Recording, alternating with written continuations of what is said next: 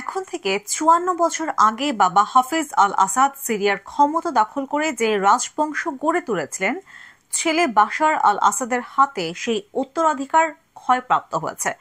অবশেষে বিদ্রোহীরা সেই রাজবংশকে উৎখাত করেছে। হ্যাঁ, এটা ঠিক। বাশারের ইরানি ও রুশ মিত্রদের নিজেদের সমস্যা নিয়ে ব্যস্ত থাকাটা তার পতনের পেছনে বড় কারণ হিসেবে কাজ করেছে। তবে বাশারের নিজের ব্যর্থতাগুলোই মূলত তার পতনের পথ তৈরি করেছে। সিরিয়া দীর্ঘদিন একটি পরনির্ভরশীল অর্থনীতি এবং কোনো ধরনের বিরুদ্ধতা বরদাস্ত না করার রাজনৈতিক ব্যবস্থার মধ্যে আটকা পড়েছিল। এই অবস্থায় বাশার বড় সংস্কারের হিম্মত দেখাতে পারেননি।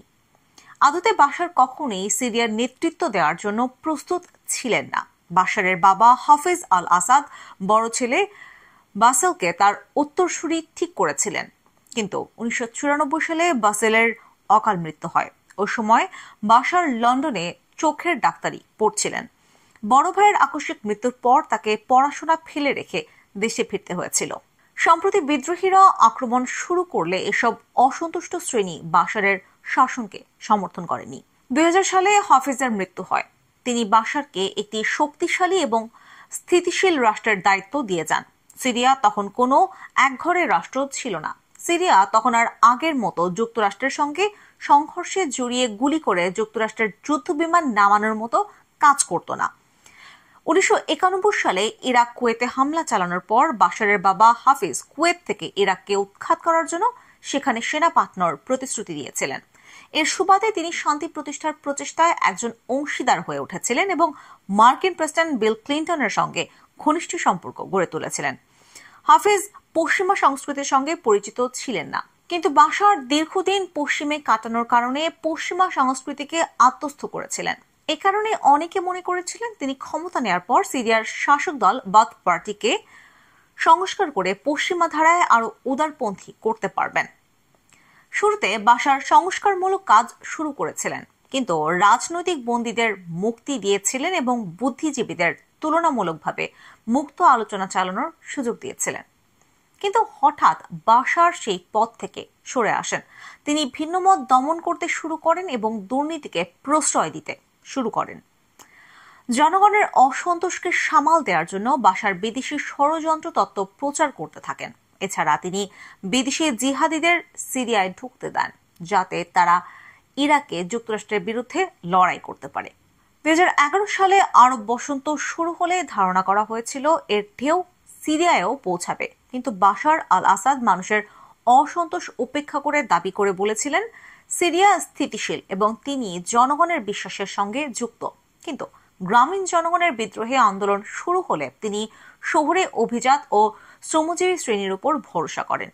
সহিংসতায়ও বাশার তার বাবার পথ অনুসরণ করেছিলেন।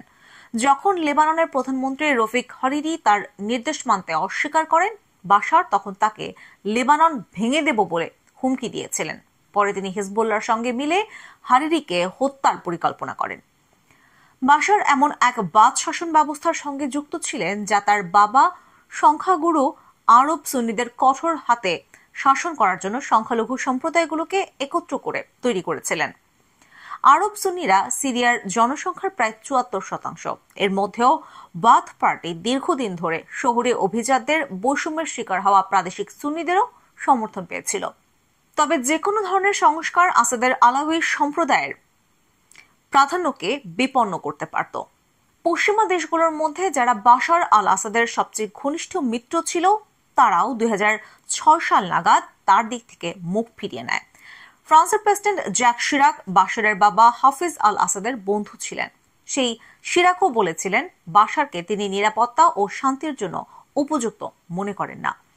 অনেকে বাশারকে বিদ্রূপ করে কানা চক্ষু ডাক্তার বলে ডাকত। আবার কিছু মানুষ দ্য গডফাদার সিনেমার ডন কর্লিওনের বোকা ছেলে ফ্রেডোর নামানুসারে বাশারকে ফ্রেডো বলে ডাকত।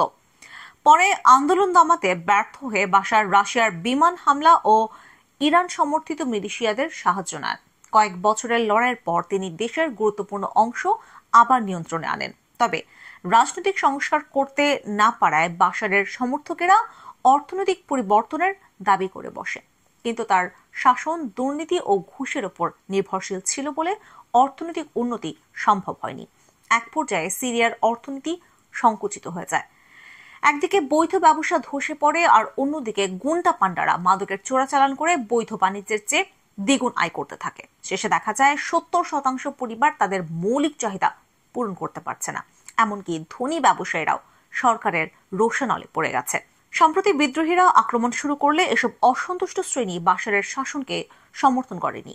ইরান ও রাশিয়া অন্য সংকটে ব্যস্ত থাকায় তারা সাহায্য করতে পারেনি। তবে মূল কথা হলো বাশারের অহংকার এবং সংস্কার বিমুখতাই তার শাসনের পতন ডেকে আনে।